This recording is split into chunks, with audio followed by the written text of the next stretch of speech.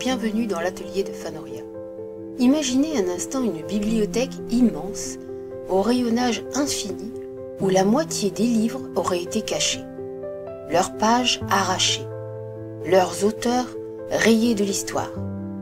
Imaginez une symphonie où la moitié des instruments auraient été réduite au silence, leur mélodie perdue dans l'écho du temps.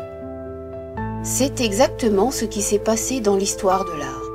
Pendant des siècles, la moitié de l'humanité créatrice a été effacée, oubliée, niée.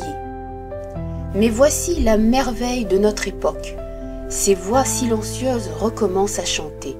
Ces pinceaux confisqués reprennent leur couleur. Ces génies occultés ressurgissent de l'ombre avec une force décuplée par des siècles d'injustice. Nous assistons aujourd'hui à l'une des plus belles résurrections de l'histoire culturelle, celle des femmes artistes oubliées. Ce podcast n'est pas un plaidoyer plaintif sur les injustices du passé. C'est une célébration triomphante du génie retrouvé, un hymne à ces créatrices qui, malgré l'adversité, ont su laisser des traces indélébiles de leur passage sur cette terre. C'est l'histoire d'un combat millénaire qui trouve enfin sa victoire, celle de la reconnaissance, de la justice, de la beauté, enfin libérée. Permettez-moi de vous emmener dans cette aventure extraordinaire où chaque découverte ressemble à un trésor exhumé, où chaque nom retrouvé illumine notre compréhension de l'art, où chaque œuvre ressuscitée enrichit le patrimoine de l'humanité entière. L'histoire de l'art, telle qu'elle nous a été enseignée pendant des siècles, ressemble à un grand mensonge par omission. Pas un mensonge délibéré, mais une cécité collective, une myopie culturelle qui a privé l'humanité de la moitié de son héritage créatif. Dans les manuels d'art traditionnels, les femmes apparaissent principalement sous trois formes: muse inspiratrice, modèle nu ou épouse dévouée d'artistes masculins. Cette invisibilisation systématique ne résulte pas d'une absence de talent ou de créativité féminine. Elle découle d'un système social qui, pendant des millénaires, a considéré que la création artistique était un privilège masculin, que le génie ne pouvait fleurir que dans un corps d'homme, que l'art véritable nécessitait une liberté que la société refusait aux femmes. Mais regardez plus attentivement. Derrière chaque grand atelier de la Renaissance se cachaient des mains féminines habiles. Dans l'ombre de chaque maître célèbre œuvraient des filles, des épouses, des sœurs, dont le talent égalait ou surpassait celui de leurs contemporains masculins. Leurs œuvres étaient signées d'un nom d'homme, leur innovation attribuée à leur père ou mari, leur génie dilué dans l'anonymat collectif des écoles artistiques. Comment peut-on effacer de l'histoire des génies aussi lumineux qu'Artemisia Gentileschi, Élisabeth Vigée-Lebrun ou Berthe Morisot? Les mécanismes de cet effacement sont multiples et d'une efficacité redoutable. D'abord, l'exclusion institutionnelle. Pendant des siècles, les académies d'art, les écoles de beaux-arts, les ateliers de maîtres ont fermé leurs portes aux femmes. Privées de formation officielle, elles devaient apprendre en cachette, dans l'ombre familiale, sans accès aux modèles nus, aux techniques avancées, aux réseaux professionnels. Ensuite, l'attribution erronée.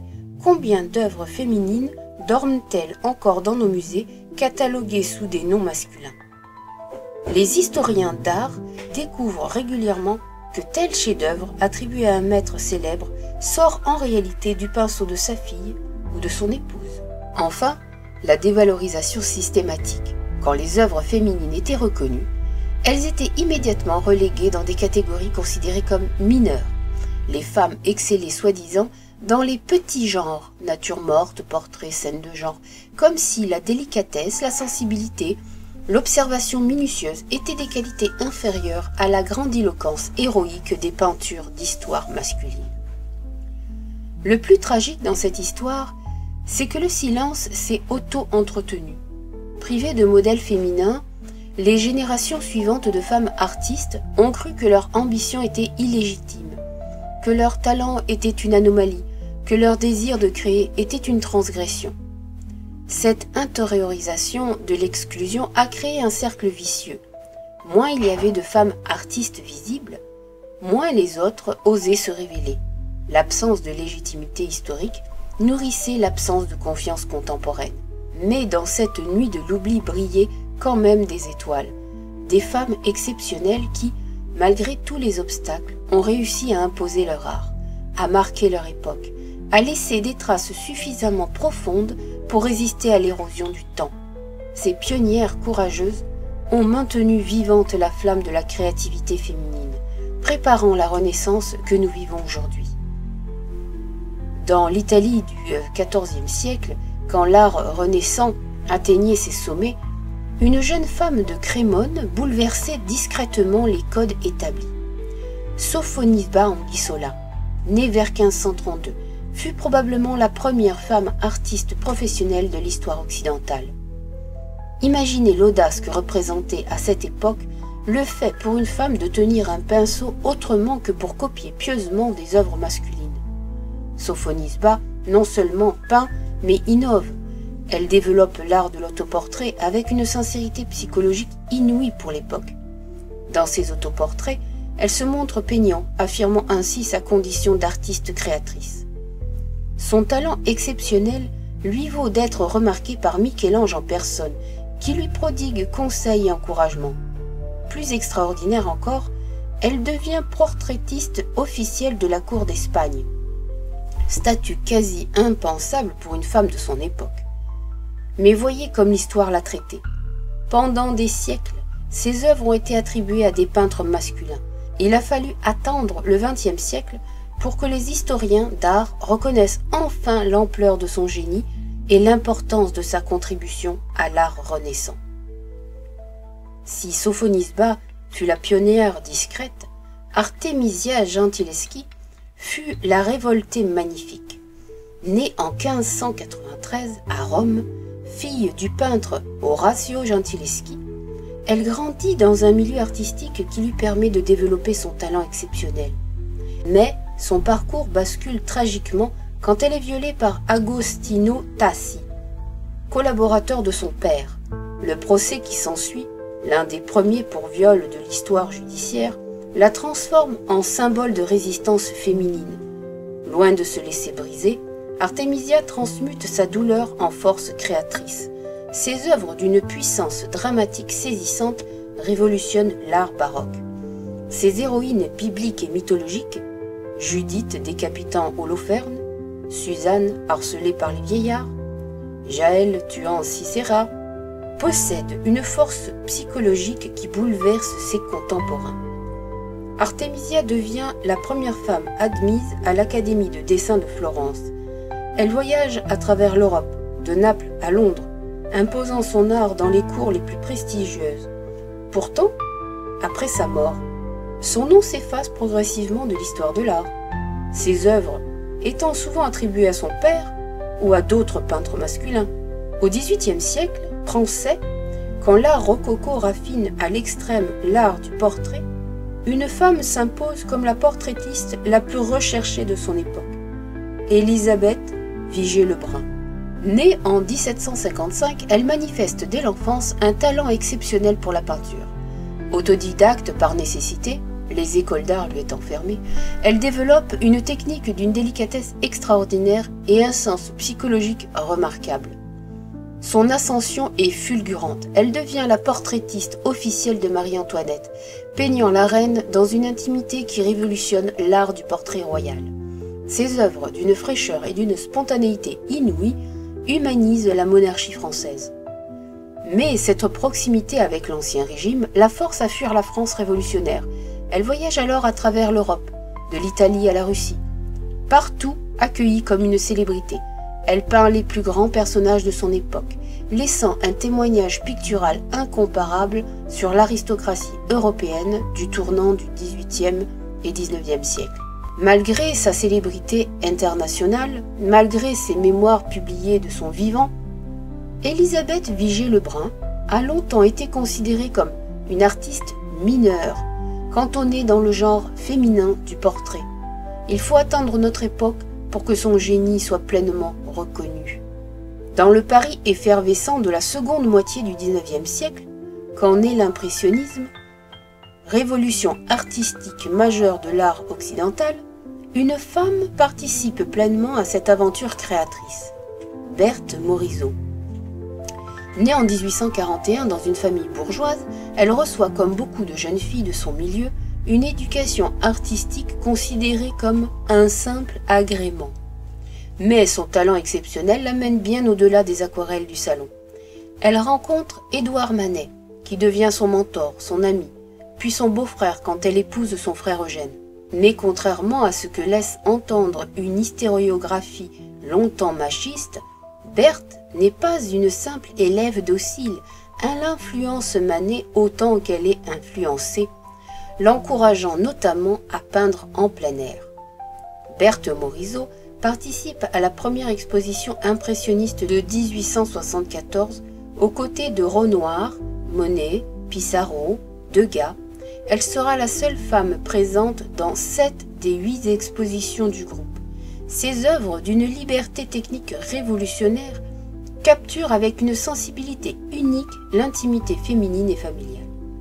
Pourtant, pendant des décennies, elle sera présentée comme une figure secondaire de l'impressionnisme, une dame peintre, talentueuse mais mineure. Cette injustice commence seulement à être réparée, révélant une artiste majeure dont l'influence sur l'art moderne fut considérable. Autre figure féminine de l'impressionnisme, Marie Cassatt incarne le courage de celles qui brisent toutes les conventions sociales pour suivre leur vocation artistique.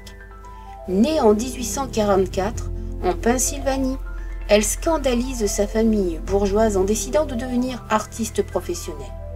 Elle part étudier en Europe, s'installant définitivement à Paris, où elle intègre le cercle impressionniste.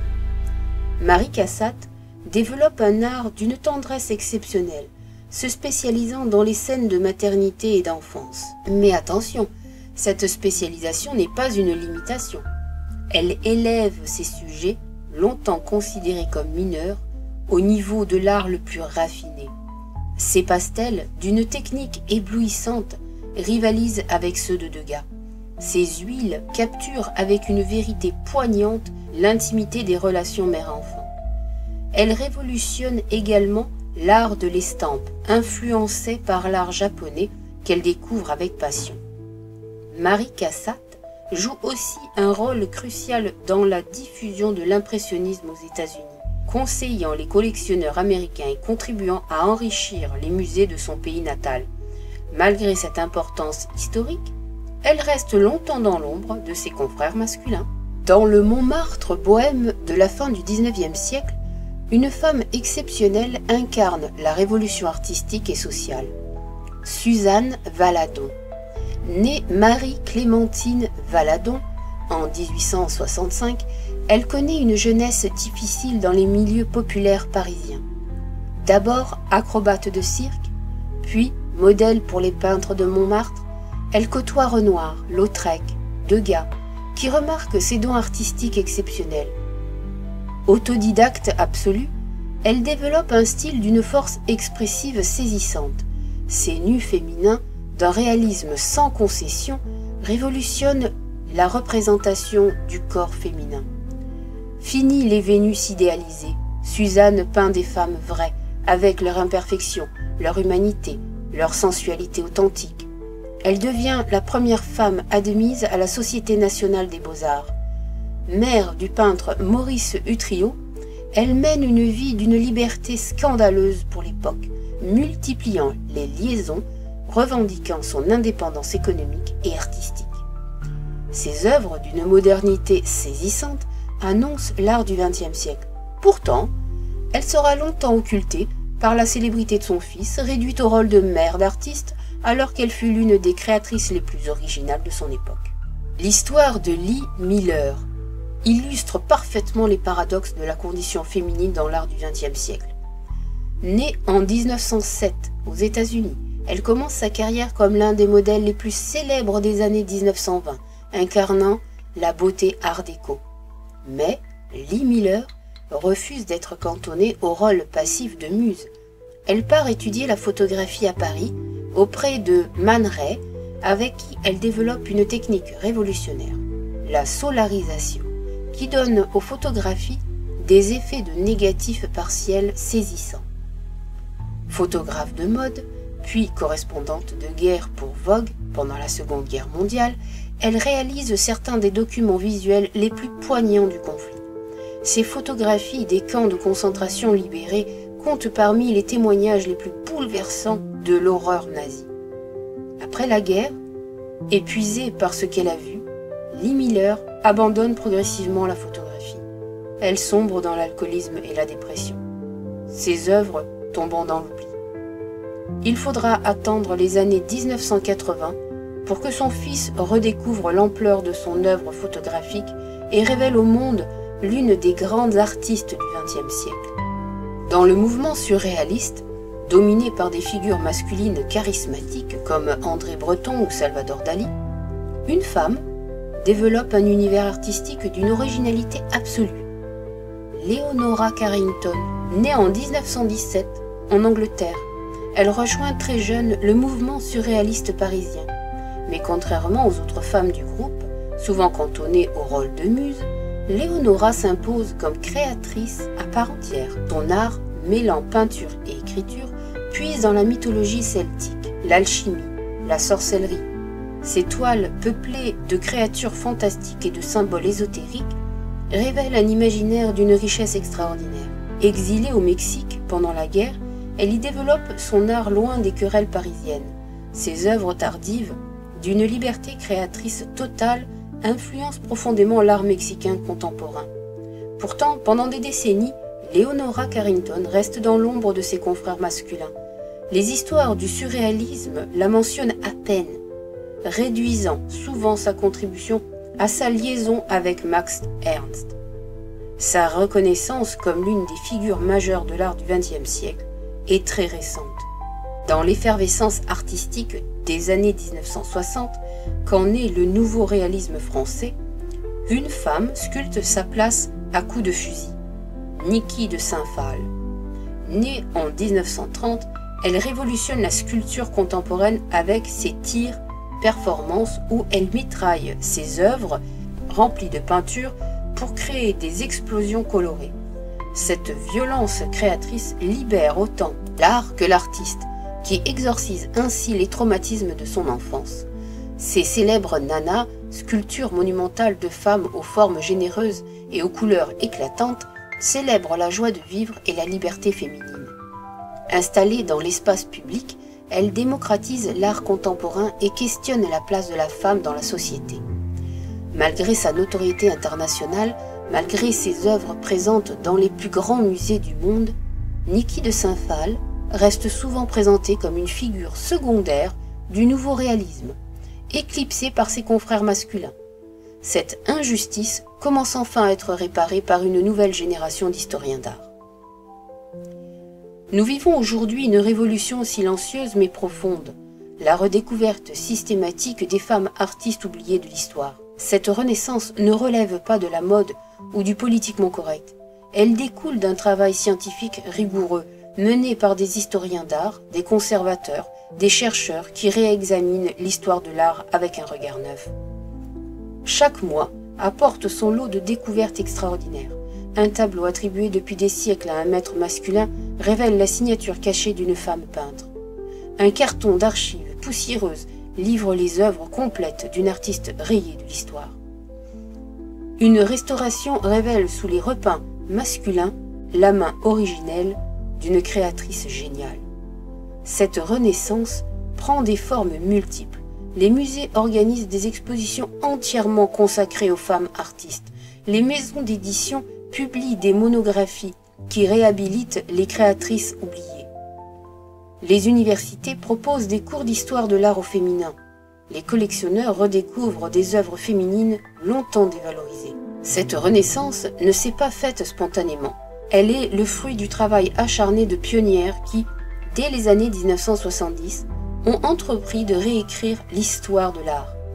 Linda Nochlin, avec son essai révolutionnaire « Pourquoi n'y a-t-il pas eu de grandes femmes artistes » 1971, pose les bases d'une réflexion critique sur l'exclusion féminine de l'art. Elle démontre que l'absence apparente de grands génies féminins résulte non d'une incapacité naturelle, mais de structures sociales discriminatoires. Griselda Pollock développe une approche féministe de l'histoire de l'art, révélant comment le regard masculin a façonné notre perception de l'art occidental. Ses analyses de l'impressionnisme, notamment, révèlent l'importance occultée des femmes peintres. Ces chercheuses ne se contentent pas de dénoncer l'injustice historique, elles proposent de nouveaux outils d'analyse, de nouvelles grilles de lecture qui enrichissent notre compréhension de l'art dans son ensemble. Parmi les redécouvertes les plus spectaculaires de ces dernières décennies, citons quelques exemples qui illustrent l'ampleur de l'injustice historique et la richesse de l'héritage retrouvé. Artemisia Gentileschi, longtemps éclipsée par son père Orazio, est aujourd'hui reconnue comme l'une des plus grandes peintres baroques. Ses œuvres, dispersées dans les musées du monde entier, font l'objet d'expositions majeures et atteignent des prix records dans les ventes aux enchères. Hilma af Klint, peintre suédoise morte en 1944, s'avère avoir développé l'art abstrait plusieurs années avant Kandinsky, longtemps considéré comme le pionnier de l'abstraction. Ses œuvres, restées cachées pendant des décennies selon ses volontés, révèlent un univers artistique d'une modernité saisissante. Edmonia Lewis, sculptrice afro-américaine du XIXe siècle, émerge de l'oubli comme l'une des figures majeures de l'art américain. Ses sculptures néoclassiques d'une force expressive exceptionnelle témoignent du double combat qu'elle menait contre le racisme et le sexisme.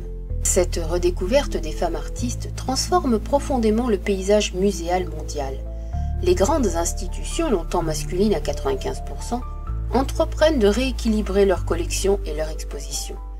Le Metropolitan Museum de New York, le Louvre, la Tate moderne multiplient les acquisitions d'œuvres féminines et révisent l'accrochage de leurs collections permanentes.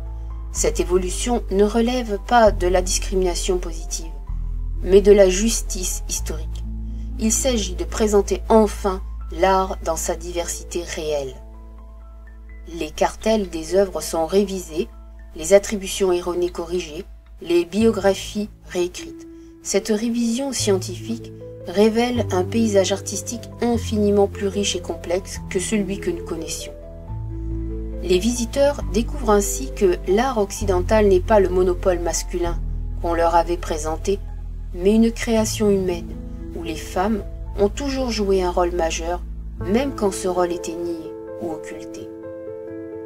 Le marché de l'art reflète et amplifie cette renaissance. Les œuvres de femmes artistes longtemps dévalorisées connaissent une réévaluation spectaculaire. Les collectionneurs, guidés par des conseillers éclairés, découvrent que l'art féminin offre un rapport qualité-prix souvent exceptionnel. Des œuvres de grande qualité, signatures de créatrices talentueuses, restent accessibles parce qu'elles ont été ignorées par le marché masculin. Cette évolution économique accélère la redécouverte. Les galeries organisent des expositions consacrées aux femmes artistes. Les maisons de vente créent des départements spécialisés. Les experts révisent leur expertise. Mais attention, cette réévaluation marchande ne doit pas faire oublier l'essentiel. Ce qui compte, ce n'est pas le prix des œuvres, c'est leur beauté retrouvée, leur message enfin entendu, leur contribution reconnue au patrimoine artistique de l'humanité. L'impact le plus profond de cette renaissance concerne peut-être les nouvelles générations d'artistes femmes. Enfin dotées de modèles historiques, de références légitimes, d'une généalogie artistique, elles peuvent développer leur art avec une confiance nouvelle. Les jeunes filles qui visitent aujourd'hui les musées découvrent que l'art n'est pas un domaine exclusivement masculin. Elles voient des œuvres signées par des femmes, exposées avec le même respect que celles des maîtres traditionnels. Cette révélation libère leur créativité et légitime leur ambition. Les écoles d'art intègrent désormais l'histoire des femmes artistes dans leur programme.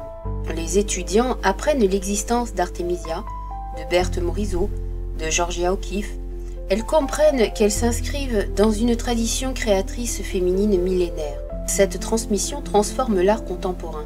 Les créatrices d'aujourd'hui, fortes de leur modèle historique, explorent de nouveaux territoires artistiques avec une liberté que leurs aînés n'avaient pas. Malgré cette reconnaissance encourageante, le chemin vers l'égalité reste long. Les statistiques révèlent que les inégalités persistent dans le monde artistique contemporain. Les femmes artistes restent sous-représentées dans les collections des grands musées. Leurs œuvres se vendent en moyenne moins cher que celles de leurs confrères masculins. Elles obtiennent moins de prix, moins de résidences d'artistes, moins de commandes publiques. Ces inégalités ne reflètent pas une différence de talent, mais la persistance de structures discriminatoires subtiles. Les réseaux artistiques restent largement masculins, les décideurs culturels majoritairement masculins. Les critères d'évaluation artistique inconsciemment biaisés. La prise de conscience de ces mécanismes permet de les combattre. Des initiatives se multiplient pour promouvoir l'art féminin contemporain. Prix réservés aux femmes, résidences d'artistes paritaires, quotas dans les expositions publiques. La redécouverte des femmes artistes révèle aussi l'existence d'autres exclusions. Les femmes racisées, les artistes issus de milieux populaires, les créatrices handicapées ont subi une double, voire triple discrimination. L'histoire de l'art occidental a longtemps été écrite par et pour des hommes blancs bourgeois. Cette perspective, limitée à occulter non seulement les femmes, mais aussi les artistes non européens, les créateurs populaires, tous ceux qui ne correspondaient pas au modèle dominant. La révolution contemporaine dépasse donc la seule question du genre. Elle questionne tous les canons établis, toutes les hiérarchies traditionnelles, tous les critères d'évaluation artistique. Cette remise en question globale enrichit extraordinairement notre compréhension de l'art. Elle révèle la diversité créatrice de l'humanité dans toute sa splendeur. Les nouvelles technologies accélèrent spectaculairement la redécouverte des femmes artistes.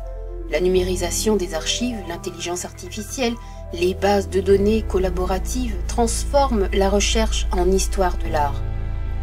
Des algorithmes peuvent désormais analyser des milliers d'œuvres pour identifier des styles, des techniques, des influences. Ces outils révèlent parfois des attributions erronées, des œuvres oubliées, des connexions insoupçonnées. Les réseaux sociaux permettent de partager instantanément les découvertes. Une œuvre retrouvée dans un grenier peut être identifiée en quelques heures grâce à la collaboration de chercheurs du monde entier. Cette démocratisation de la recherche transforme l'histoire de l'art. Elle n'est plus le monopole de quelques experts, mais devient une aventure collective où chacun peut contribuer à la redécouverte du patrimoine artistique féminin. Permettez-moi de partager avec vous une anecdote qui illustre parfaitement cette renaissance contemporaine des femmes artistes et l'émotion qu'elle suscite. En 2019, dans une vente aux enchères londonienne, un petit tableau catalogué comme « École hollandaise du XVIIe siècle, autoportrait d'un peintre inconnu » était estimé entre 500 et 800 livres sterling. L'œuvre, négligée par les experts, semblait destinée à rejoindre la collection d'un amateur éclairé. Mais Bandor Grosvenor, historien d'art spécialisé dans la peinture ancienne, remarque quelque chose d'inhabituel dans ce portrait. Le regard du personnage, la délicatesse du modelé, la façon particulière de tenir la palette, tout cela lui rappelle un style qu'il a déjà rencontré. Après quelques recherches, la révélation est éblouissante. Ce tableau n'est autre qu'un autoportrait de Judith Lester, l'une des rares femmes peintres officiellement reconnues du siècle d'or hollandais. Plus extraordinaire encore, c'est le seul autoportrait connu de cet artiste exceptionnel, un document d'une valeur historique inestimable. L'émotion qui saisit alors les spécialistes dépasse la simple satisfaction de l'expertise. C'est comme si Judith Lester elle-même ressurgissait du passé pour revendiquer sa place dans l'histoire de l'art. Son regard, peint il y a 4 siècles, semble dire « Me voici, je suis là, j'ai toujours été là ». Le tableau, finalement vendu pour plus de 4 millions d'euros, rejoint les collections du Rijksmuseum d'Amsterdam. Mais au-delà de sa valeur marchande, cette découverte symbolise parfaitement la renaissance que nous vivons. Chaque jour, des femmes artistes oubliées ressurgissent de l'ombre, réclamant enfin leur dû de reconnaissance et d'admiration. Cette anecdote nous rappelle que derrière chaque œuvre anonyme, derrière chaque attribution douteuse, se cache peut-être le génie d'une femme que l'histoire a voulu faire taire.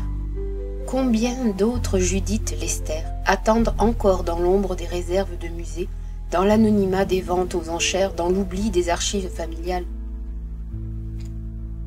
Aujourd'hui, une génération extraordinaire de femmes artistes transforme le paysage artistique mondial. Fortes de leur modèle historique retrouvé, elles développent un art d'une liberté et d'une audace sans précédent.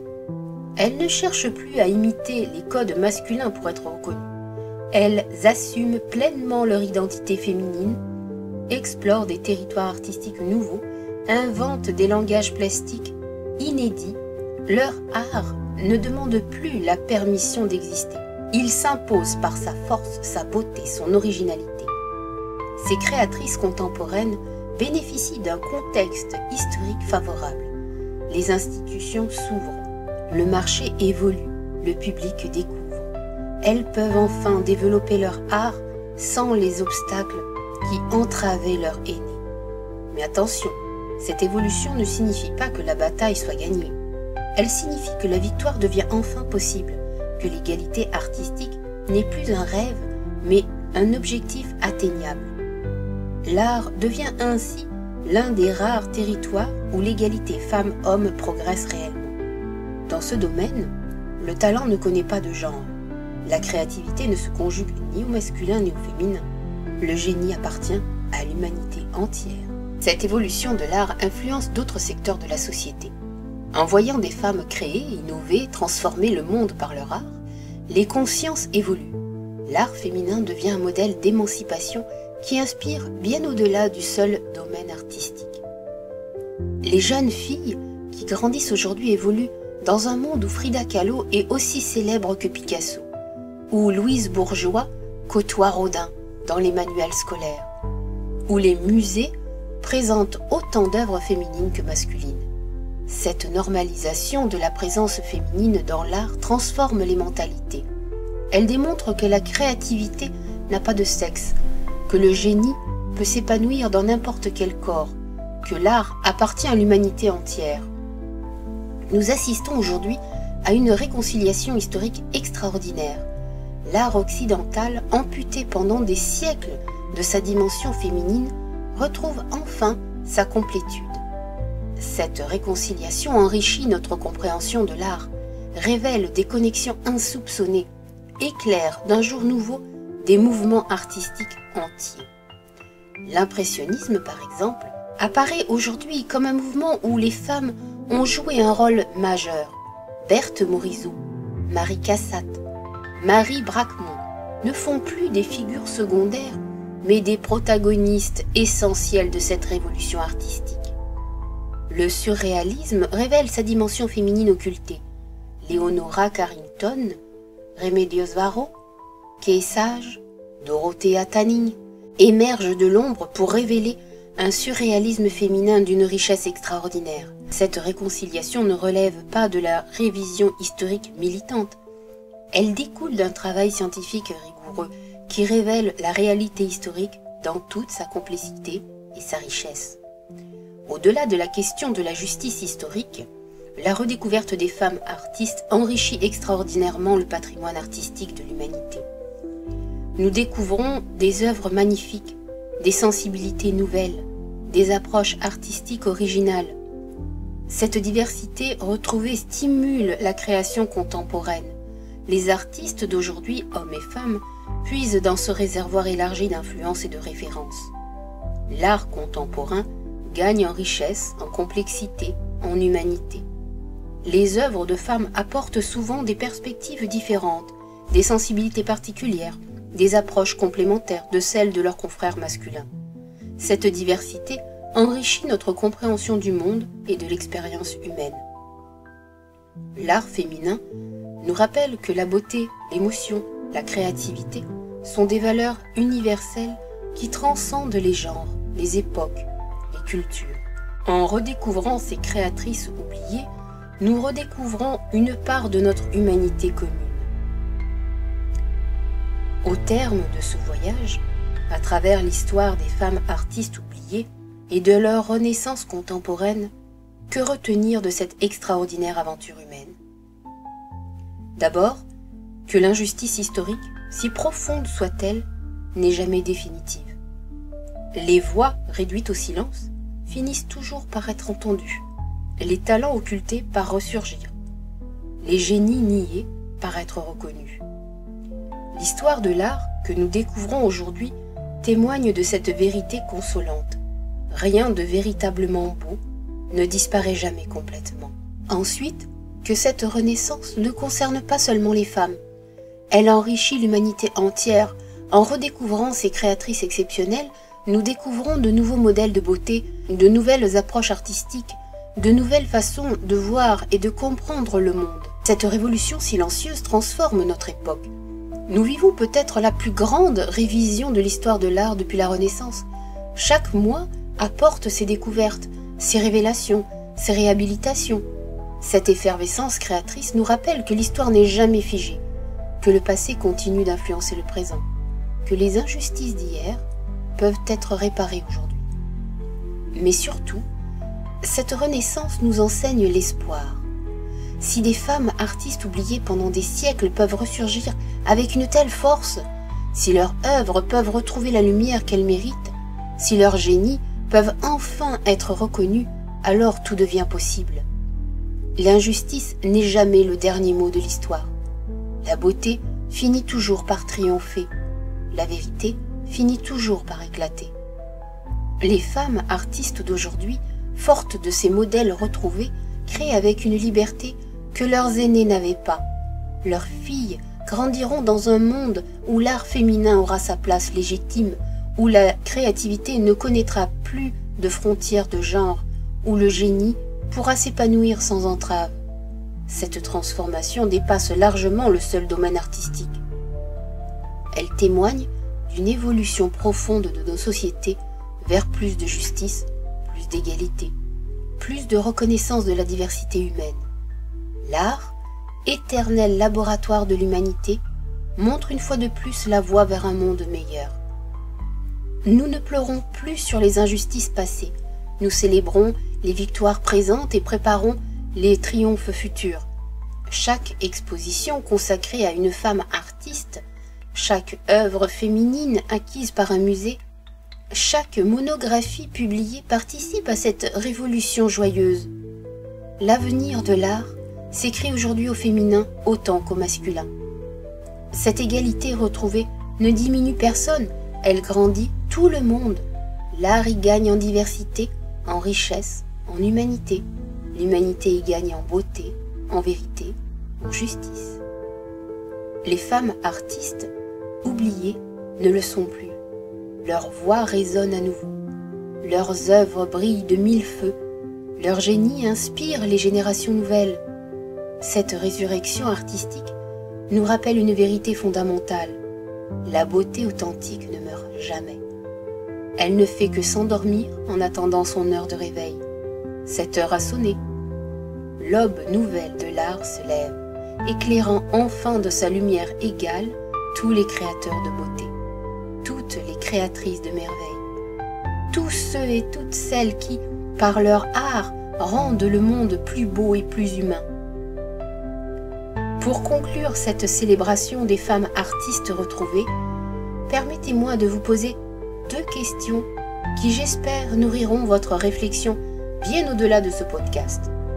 La première, si l'histoire de l'art a pu occulter pendant des siècles le génie de tant de femmes créatrices, quel autre talent, quelle autre voix, quelle autre beauté notre époque ignore-t-elle encore par aveuglement ou par préjugé? Comment pouvons-nous développer notre regard pour découvrir les génies méconnus qui nous entourent? La seconde question, Cette renaissance des femmes artistes nous enseigne que l'injustice n'est jamais définitive, que la beauté finit toujours par triompher. Comment cette leçon d'espoir peut-elle inspirer notre action dans d'autres domaines où persistent les inégalités? Comment l'art peut-il continuer à montrer la voie vers un monde plus juste? Je vous laisse méditer sur ces questions, convaincus qu'Artemisia, Berthe, Niki et toutes leurs sœurs créatrices continuent de nous inspirer depuis leur toile ressuscitée. Elles nous rappellent que la créativité n'a pas de genre, que le génie appartient à l'humanité entière et que l'art véritable finit toujours par vaincre l'oubli et l'injustice. L'histoire de l'art s'écrit enfin au complet. Elle n'en est que plus belle, plus riche, plus humaine. Et cette beauté retrouvée illumine notre présent et éclaire notre avenir d'une lumière d'espoir inextinguible. Et moi, je vous dis à la semaine prochaine.